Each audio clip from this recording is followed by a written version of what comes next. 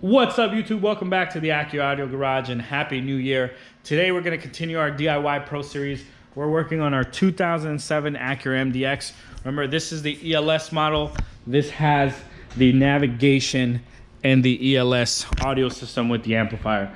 In this video, we're going to be replacing or upgrading our factory subwoofer. So our factory subwoofer is right behind this cover or behind this entire panel, and it's in an enclosure just like this. I'm going to cover the differences between the ELS and the non-ELS system, and then I'm going to cover our upgrades, and then lastly, we're going to show you a little amplifier upgrade for this if you're thinking about doing it. So let's get started. Our MDX has the factory navigation. I know it's dark, but it's up there. So we have the ELS system. The ELS system has a factory subwoofer. The base has a factory subwoofer. They look identical, but they are different. So this is the one from a ELS system. Here you can see our part number. Here you can see our final impedance. It's 0.7 ohms. Here is the subwoofer from a base. Our part number is instead over here. And you can see that it says 2 ohm, 25 watt times 2. So you may be wondering, what the hell does this mean? Inside the enclosure for the ELS system, you have something that looks like this. You have a subwoofer with one single 1 ohm voice coil wired to a built-in amplifier, making that a active enclosure. So this is it right here. This is what it looks like sealed. You have your subwoofer, your amplifier is inside. This makes an active enclosure.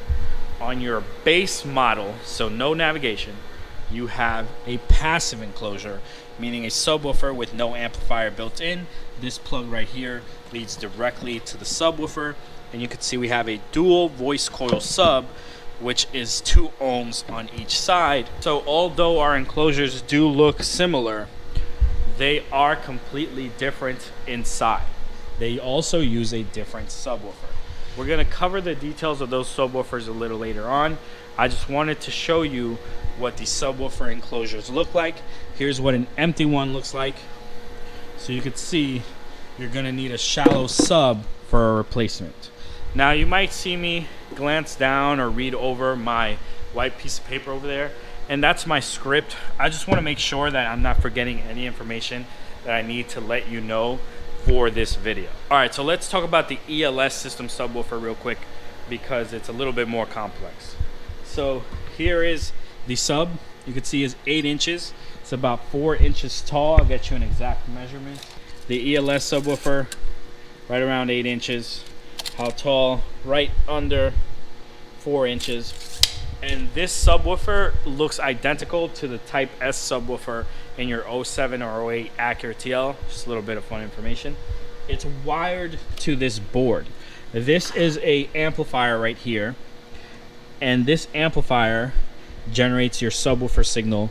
It receives a low-level signal from your factory amplifier in your ELS system. So here's the factory ELS amplifier.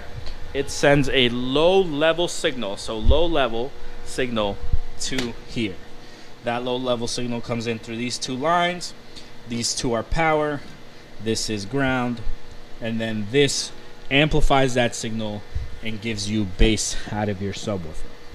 That is on the ELS equipped. You have this amplifier, you have a 10 amp fuse, you have the 10 amp fuse on the board, and then you have a 10 amp fuse in this fuse panel right here that says bass amp or sub amp. Woofer amp right here, number 12. Fuse number 12 is a 10 amp fuse. So that says woofer amp, and then this has an actual amplifier fuse on the board. You can see right there.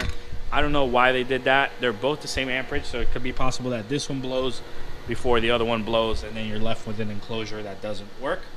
That covers the ELS subwoofer enclosure. Let's talk about the base. So the base is a little different. It doesn't have an amplifier inside.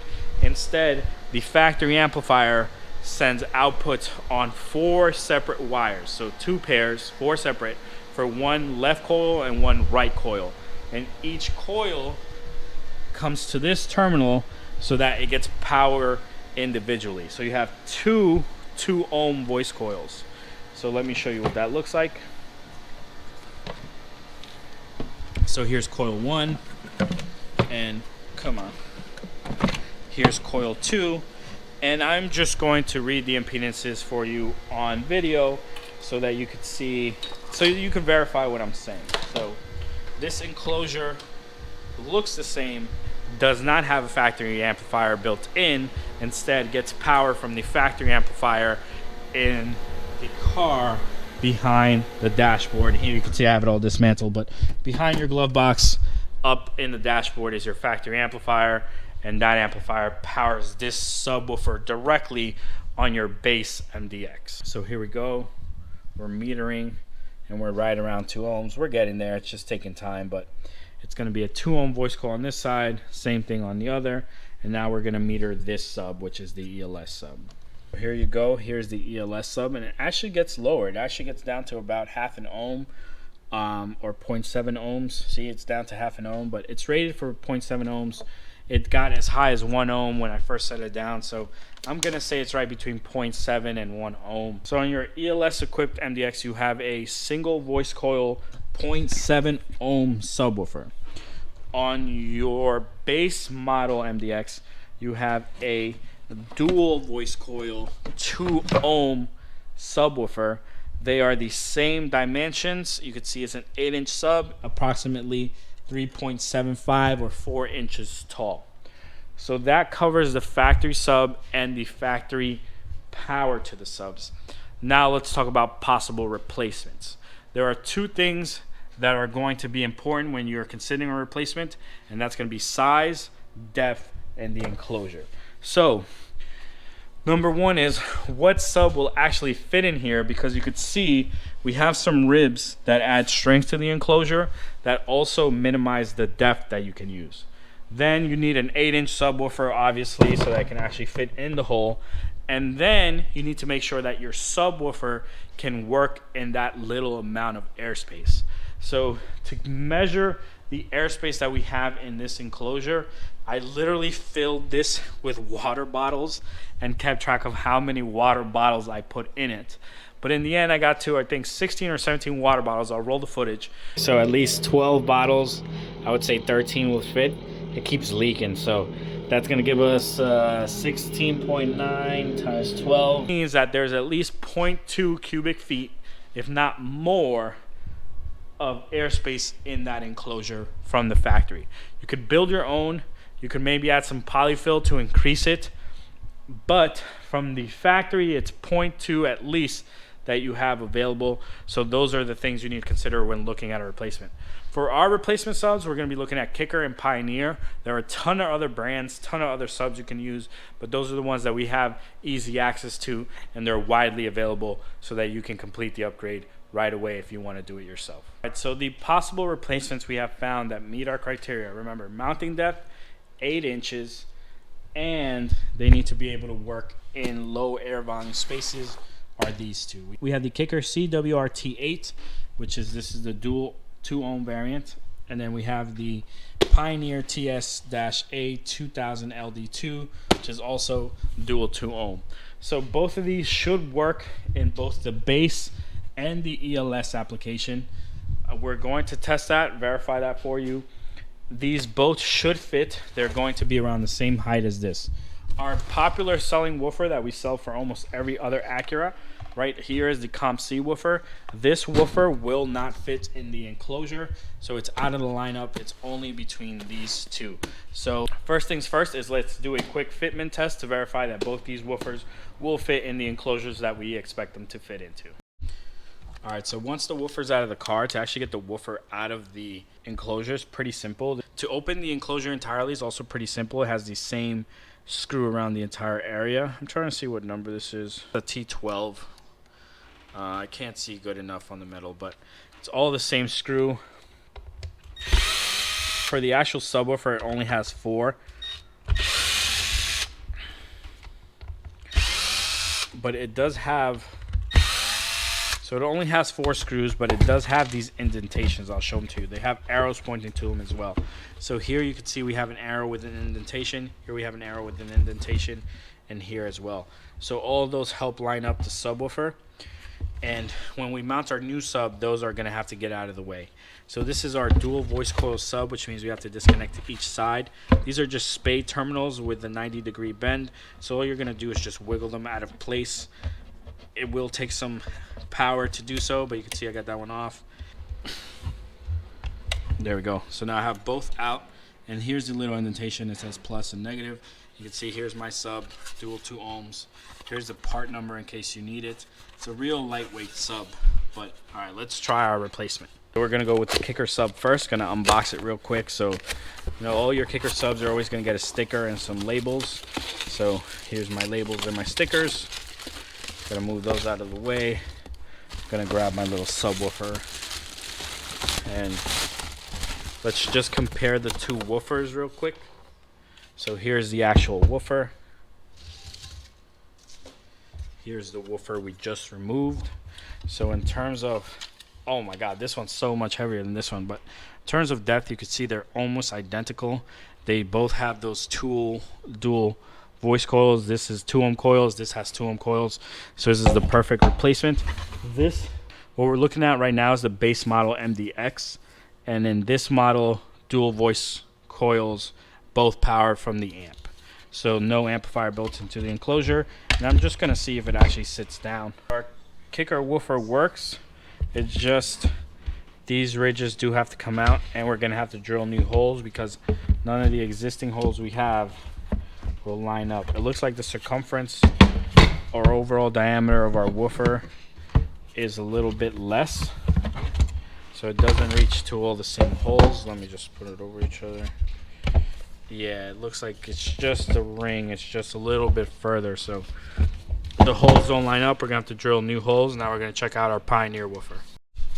All right, guys, so here's a Pioneer woofer. You can see compared to our factory woofer, very similar, same depth. This looks like it might be the exact same overall dimensions. We're gonna do a quick test, so let's put it in here and see. So line it up. It's shifted me over some. And nope, can't use regular screw holes there. Yeah, I keep getting just one to line up, but it looks like it sits a little bit flush. You will have to trim one of, oh no, it looks like all of them get away. So here it doesn't look like I have to trim any of them. I just got to slide it around. I might have to trim this one so that I get a good seal, because you can see right there, there's daylight. I can poke this thing through it. So I don't want to be able to do that. I want to make sure it's fully sealed. So I might want to come this way a little bit like that. So, all right. We know our woofers are going to work. Now we need to actually get the woofer out of the car. So let's start with our disassembly. For our disassembly, a lot of panels got to come off. We're going to start with this. Move on to getting this off. Actually, I could just get this off now. You can see that since we've gotten ours apart, we do have some stuff that's already out of the way.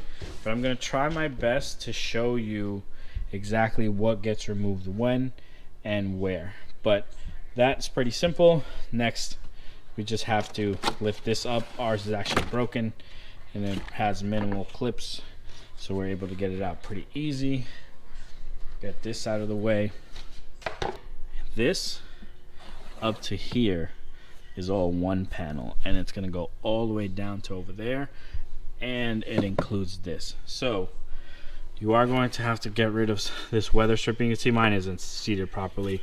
This car is it's rough. Look at that side. We haven't even touched it, but yeah, it's just a little rough. So peeling this, I want a trim panel tool to get it up. You don't want to rip this, so if you can get it with your fingers, even better. But once you get it started, it's not too hard. We just need the bottom here, there we go, to come up like that, because we need to be able to separate this panel. Then remember, we took a bunch of stuff off that you haven't yet, but I'll show you along the way. This piece of carpet comes up and out of the way. It has some clips here that you have to get around, but it's real easy. You just get it out of the way. Now we have to put our seats forward so we can see the two clips that are around there. And you can see all this garbage is just pre-existing from when we got the car. We got the disassembly back here done, just removing those panels. Really nothing too hard. A couple clips, And now we move over to getting rid of this panel right here. So we're gonna need to pry this up. This comes up pretty easy. You're just going to grab one of the edges, pull up, and then continue down this way, pulling up. There you go. So whole panel will pull up. It's just clips. Just be careful. You want to be gentle. You can see it. I'm gonna throw this on the roof for now. So now what I'm gonna want to do is I'm gonna lift this weather stripping up and out of the way. And now this has the ability to release. You can see I have a clip there that's already missing. So now we got that cover off. We peeled this off. There are two clips that need to come off that are going to be a little tough. So it's right here. Try to show it to you. This black one and the one below it. So right here and the one back there. I want to apologize if I missed some screws or some clips. Our stuff is broken. I can play you the instructions a little bit later on in the video. They're not that helpful. They don't have a ton of information. I will show you some diagrams, but you're gonna have to follow me step by step to really get the gist of it. So now that we took care of those two clips, super hard. This one I couldn't even really reach in here. I can't get in there. So I'm just gonna deal with that later on. Now we have to deal with screws. So we have a screw here. It's a Phillips. These are all gonna be Phillips screws. Screw here. We have a screw behind here. Ours is missing.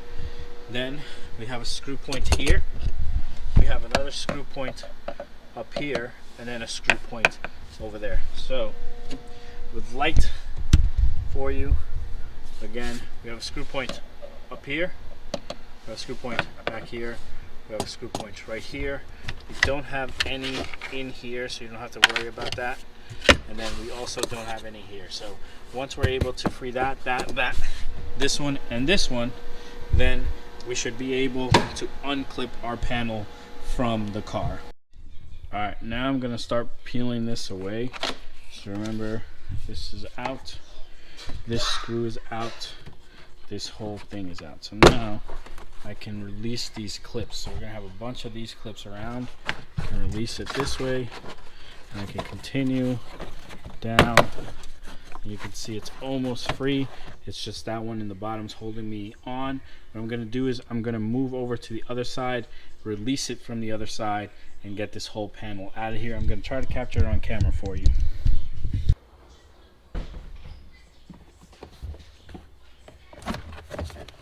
So now the hardest part here is lifting up and out. Not much room.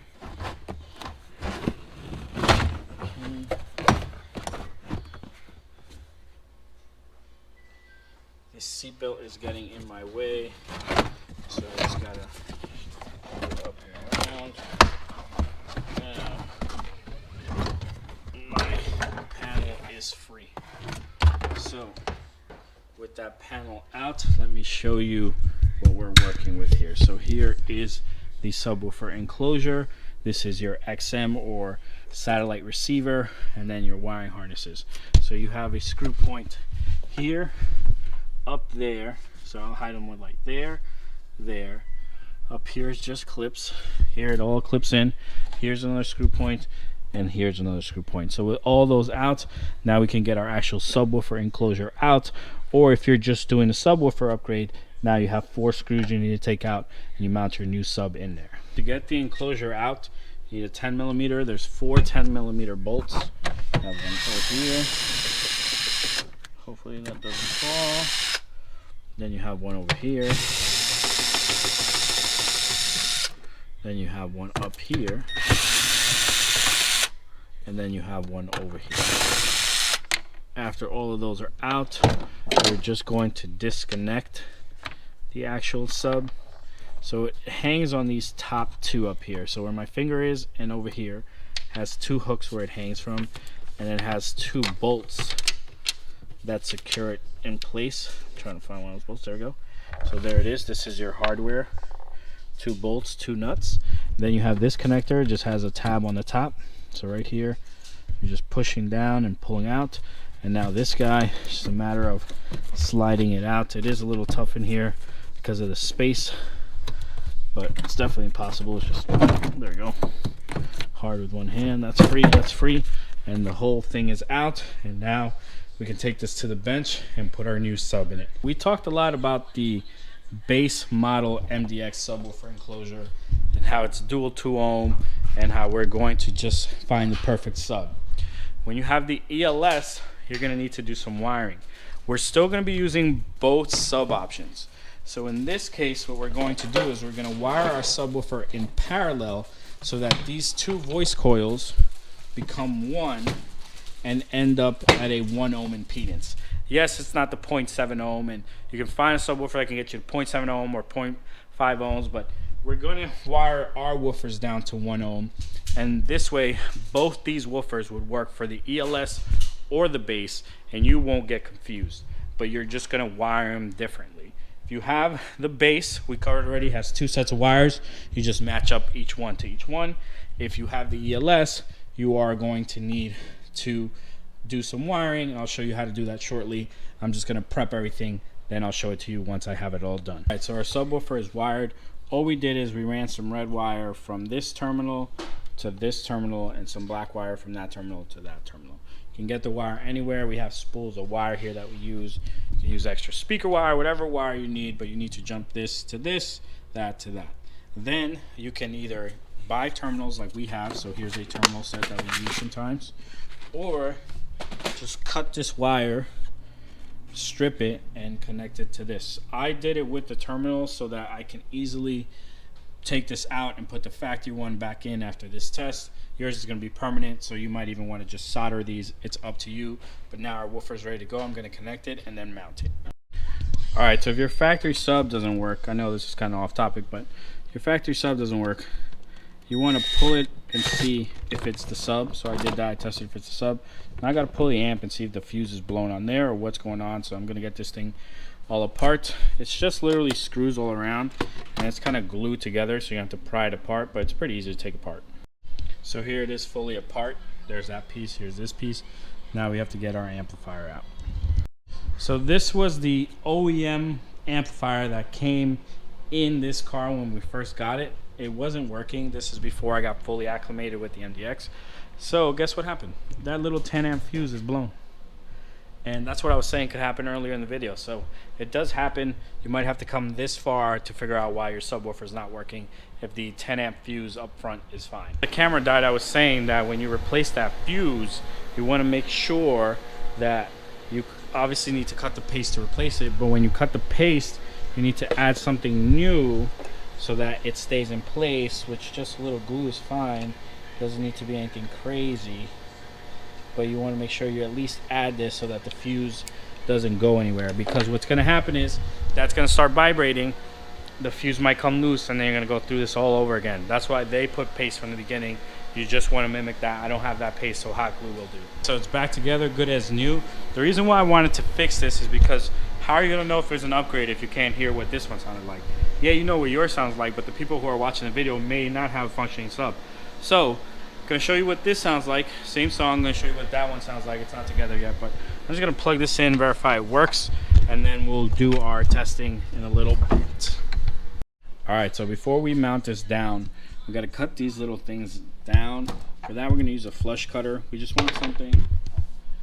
We want one with a real nice edge. You can pick these off Amazon. You're just going to cut this. Probably get away with a box cutter to do this, but this is going to be the easiest way. So we have another set over here.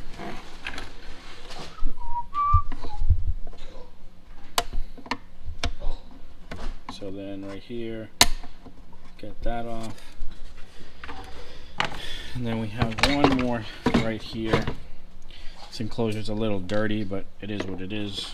I'm just going to, oh, come on, twist it. Okay. Okay. All right, cool. So now our kicker sub has a little foam gasket already, so I'm not going to put any foam. I'm just going to clean it up, and then I'm going to drill a new hole. All right, so I want to be super careful with the way I mount my sub, because this edge right here is very shallow. So I want to make sure that I get a screw there into the existing hole. The factory holes don't line up perfectly, so what I did is I shifted over some, and I'm going to drill my new holes. I'm just going to do, I can't even do just 4 opposites. Yeah, I'm going to drill all of them to be safe. I'm going to pre-drill my hole, and then I'm going to use these screws to seal it off.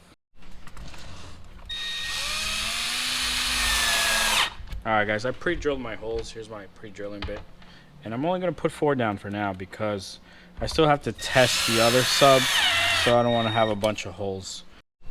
Alright, so we're going to be using different royalty-free music through the aux port through a Bluetooth transmitter. So our quality of music is not going to be the best, but it'll get the point across. You'll hear the sub. We're going to leave the volume right at 37 so we can minimize our bass roll off. And here, RCAs, go into our little Bluetooth transmitter. I showed you the music. We're going to play it in the back, and you'll listen to the factory sub on the factory amp and then the aftermarket sub on the factory amp. The beat will go on.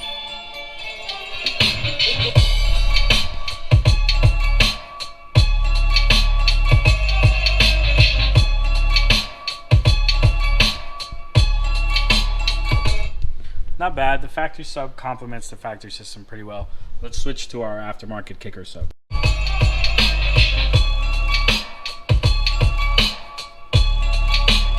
Same song as before.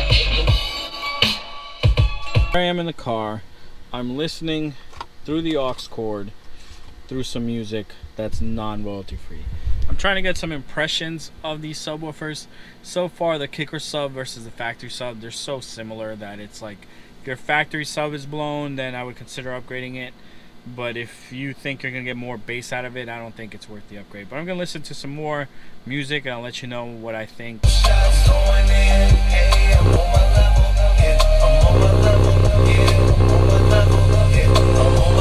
Like a movie, I'm the star. Wish you was in my position. You too broke to play the part. Of course, I keep some bad women with me in the bag, sipping rosé with some hash twisting. All about $1, my team in the cash getting straight out of the burger. We drinking, we smash niggas. So when I say I'm ballin', that don't mean that I'm playing, man. My overall impression of the kicker sub is that it is an upgrade. It's not a huge upgrade, but if your factory subwoofer is blown or it has a hole like this one, then it's worthwhile. If you think you're going to get earth-shattering bass from upgrading the sub, that's not going to be the case.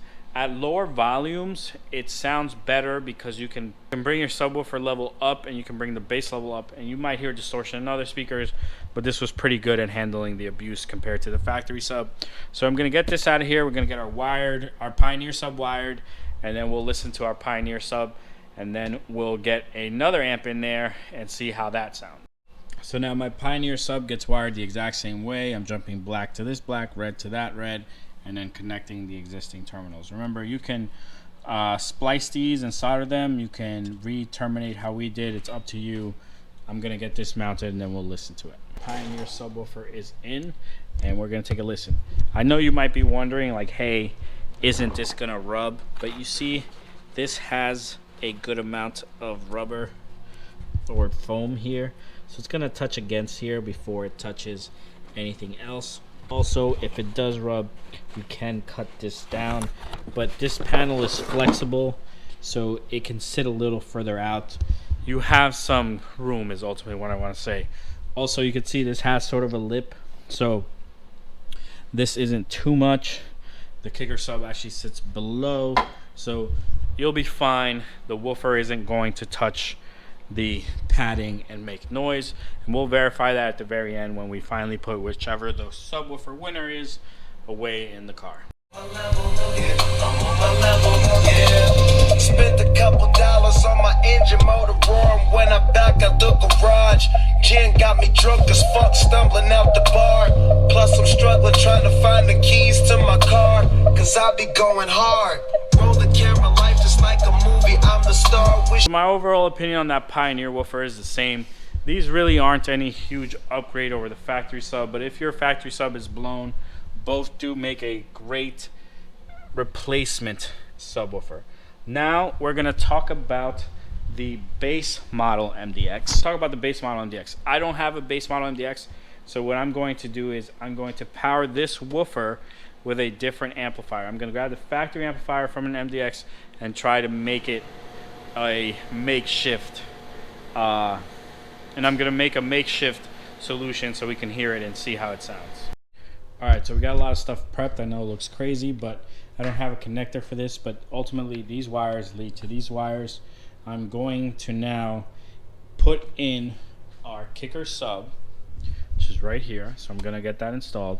Here's our factory amplifier that is going to drive that subwoofer, and then we're gonna use this aftermarket radio to power this amplifier. So this is gonna be a little makeshift system, but it'll give you an idea of what the subwoofer is meant to sound like in your car. We're going to start with the factory sub so you have reference, and then we'll go through the other subs. And again, this is for the non-navigation, the base model MDX, so you can get an idea of what the upgrade might seem like. All right, here's my Frankenstein of a thing. So I don't have a base model MDX. As you saw, we have the ELS equipped. If you have the base model, you're probably watching this video like, okay, how does this help me? So I'm trying to help you by creating a makeshift base model here on my bench. So I have the factory amplifier out of a base model. I have just a regular speaker for reference. Then I have the factory subwoofer out of a base. I have this ghetto connector that is being powered by this amplifier. So this factory amplifier is powering this and this. It's getting a signal. I don't have a factory radio, so it's getting a signal via these RCAs from this aftermarket radio. So what I'm going to do is I'm going to power my radio on. I'm going to power my amp on. Okay, now my amp should be on. It has no indication light, so I don't know. And here is my signal from my radio. So I hear my speaker, I hear my sub, means everything's working. Now let's play some audio through them to see what we can get. Remember earlier this was the song we were playing? So volume all the way up. Here you go, factory sub, factory amplifier. Infinity speaker for reference so you can see how loud it gets.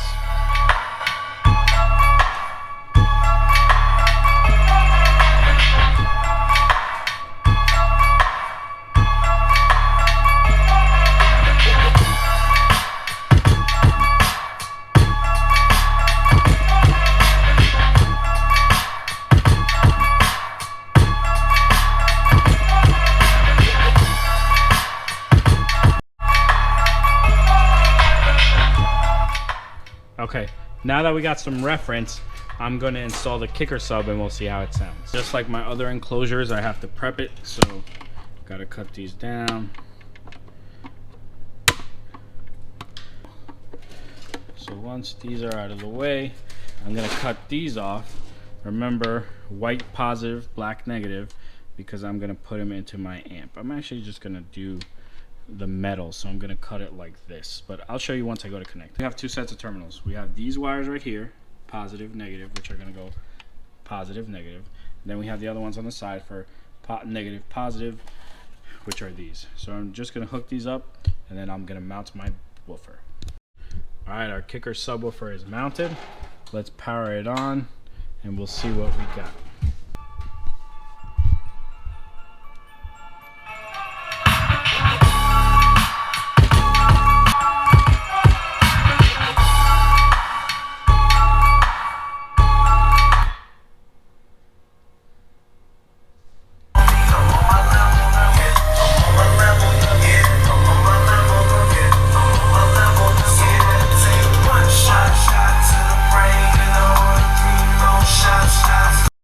Alright, so the kicker sub is out. Now we're going to listen to the Pioneer sub. Pioneer sub, same thing, two sets of coils. You're going to put a set of wires in here and a set of wires in here, and that's it.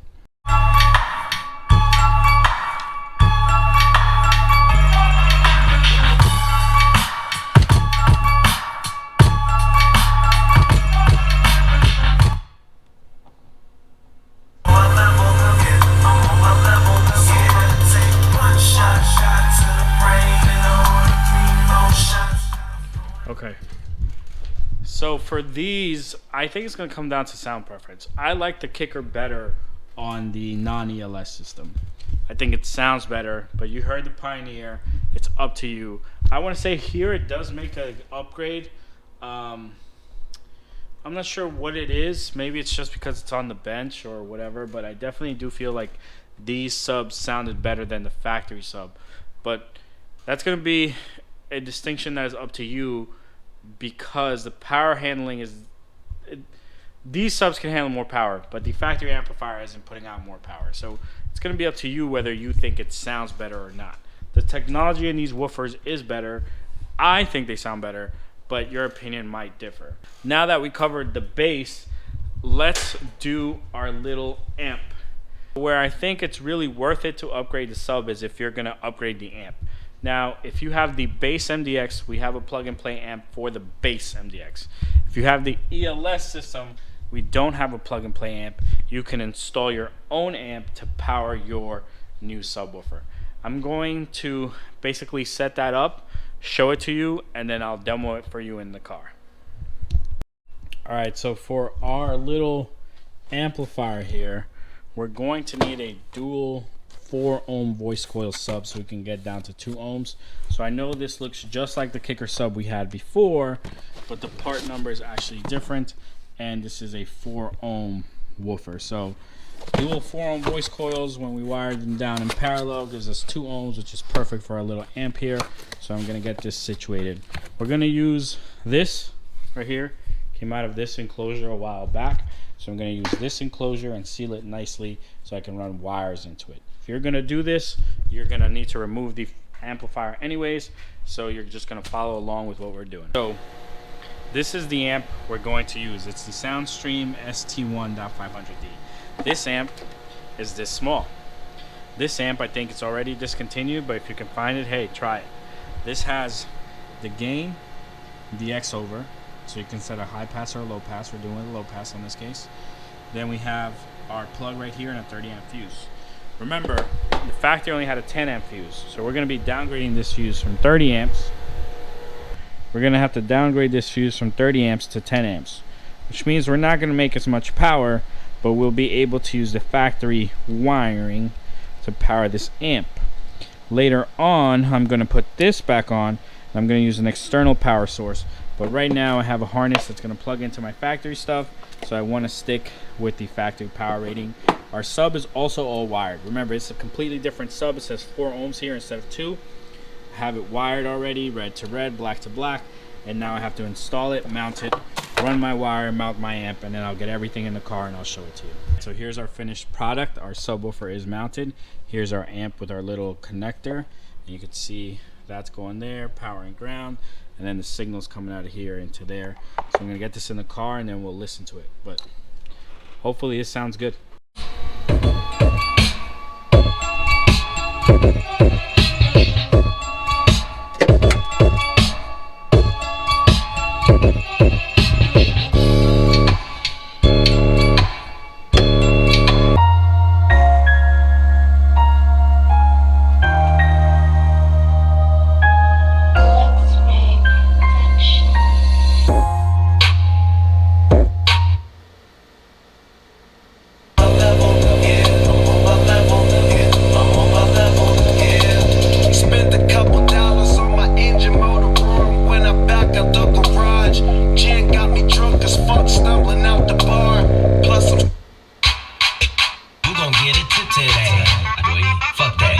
Get some dick today. I walk in with my crew and I'm breaking their necks. I'm looking all good, I'm making her wet. They pay me respect, they pay me in checks, and if she look good, she pay me in sex.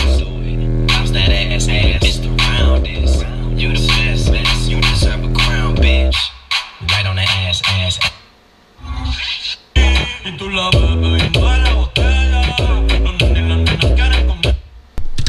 Alright, so that is all on our little 10 amp fuse guy. Right there, this thing's barely warm, it's been playing for a bit. I'm gonna switch that to the 30 amp fuse. I'm gonna run power to my little power supply, and then we'll see what kind of juice we can get out of this thing. I had to put sound deadening on it because it was making a lot of noise. This enclosure is not built to handle more power. You're gonna have to reseal it really well and cover it in sound deadening if you want to amp it with another amplifier. Early in the morning, from the streets to the sheets, with some freaks, I ain't on it. I'm wide awake, we ain't eating, we ain't sleeping. This bitch is so high, man, we ain't even sticking, we just freaking. We rolling with the short dog, baby, she was high on that pills. So, kicker sub, aftermarket amp, that little amp, when you switch the power from, when you switch the amp, the fuse from 10 to 30, it's not going to draw 30 amps, so you're fine putting it down to 10. That 30 amp is maybe if you're putting more voltage into it, but the way we have it set up, those 10 amps fuse work fine, and we got just enough power. I will tell you that this is an upgrade that might be worth it if you listen at lower volumes. If you're always cranking your system, this has a lot of bass roll off, so as you put the volume higher, the bass doesn't go past like around 32. It's not going to get any louder, so you can really hear the bass at like volume 20. It sounds really good. You're like, oh damn, I got a banging subwoofer. But once you put it to 40 or 37, 38, it doesn't sound like the subwoofer is kicking as hard. You can get a smaller little audio control piece that will have bass restoration or something with bass restoration, but even with our external little ghetto supply here, I know everything looks crazy in this video, but it's all for testing and demonstration. So like if this was production, it'd be a completely different, everything be soldered, taped, sealed, but this is testing, so that didn't make a difference. The little Frankenstein thing we built here works, it sounds good, it would be an upgrade, but it's going to be an upgrade at lower volumes. At higher volumes, you're going to need something to process the fact that the radio is putting out less, or the factory amplifier is putting out less bass. The other thing is, you might just want to run an aftermarket subwoofer. Honestly, after all this, unless you're really limited in space, I would go aftermarket subs instead of trying to make this 8-inch sub do what it's not supposed to do. It's not going to sound like a 12, it's an 8. But if you just want a little bit more boom, something like this, aftermarket amp, aftermarket sub in the factory enclosure will work. I told you 0.2 cubic feet of airspace you have. I showed you the woofers you can use. So if that's the way you want to go, I support you. It'll be a good decision. I don't think you'll regret it. But if you really like want bass, then just go aftermarket subs. There's plenty of spaces to tuck a little amp. You can even get rid of the enclosure and use it as an amp rack and put your amp back there or whatever you want to do. But right now I'm going to clean this up. I'm going to put it back together, and then we'll chat at the end with any questions that might have came up when you were doing this install. Alright guys, so to put it back in, you're lining up the top 2 holes. Bolt here, nut there, nut there. We're just going to tie them down. Then this is going to clip into here. So this clips right here, and then you plug your amp back in. Alright guys, we're going to get this ready. You need to be careful with your seat belts. So we're going to put this into place, and then we're going to sneak our seat belts around it. This, you're going to slide the bottom in first. And then you have to watch your seat belts to make sure they get out of the way. So there you go. Now it's a matter of getting it to sit in the proper place. It's gonna have to come down. This seat's a little bit in the way, but it's just gonna take some massaging to get it down. Got it in, we massaged it in, and now all our clips are level, and you can start just kind of pushing them in. It is gonna take some force and some hitting to get them in there like that. So just be prepared to have to do that. And then after everything secures in place, we can start screwing down all our screws. So you can put your weather stripping back, and then the panel that goes here can go back. Remember, when you took it out, it had clips, so if you lost any of them, remember to replace them.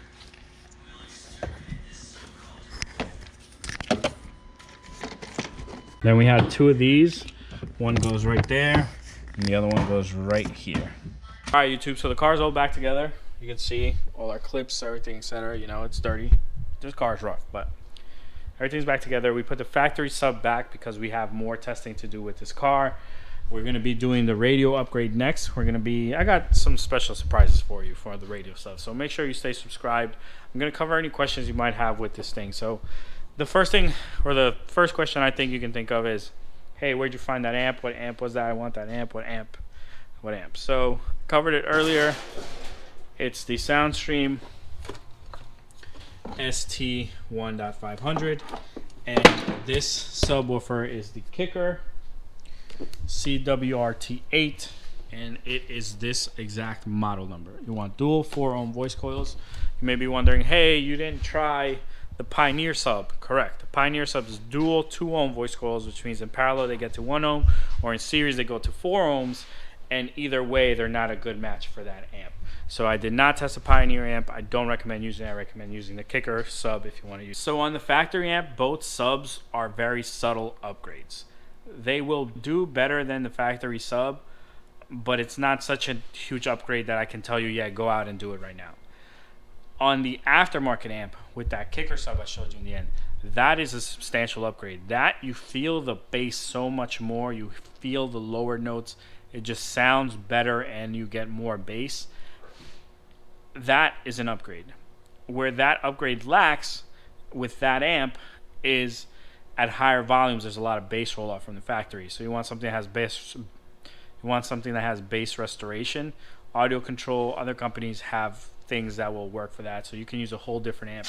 I want to say if you're going to go more than 300 watts in that enclosure, you're going to shake that thing apart. But hey, it's up to you. Try it. I got up to, that thing puts out maybe, I want to say 100 watts. I want to say that thing's putting out 80 to 100 watts max. So you saw that was a substantial upgrade over what we had.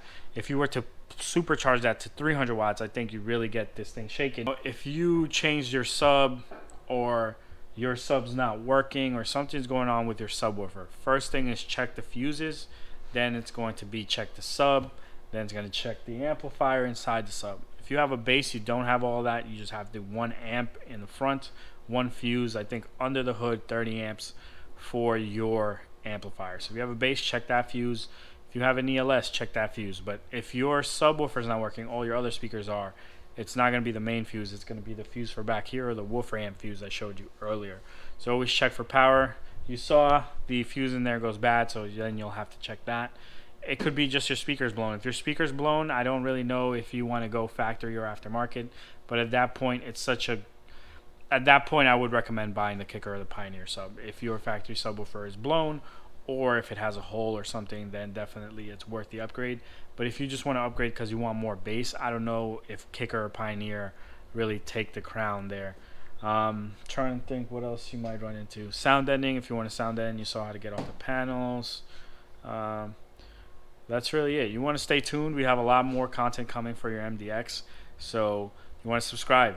We have the radio for the ELS. We have a little Android radio that's come out. It's been out for a while, but we'll do a review on that. And then we have the backup camera video. We have a couple more videos to go, so make sure you subscribe. And if you have an MDX, share the video with someone. Thanks for watching.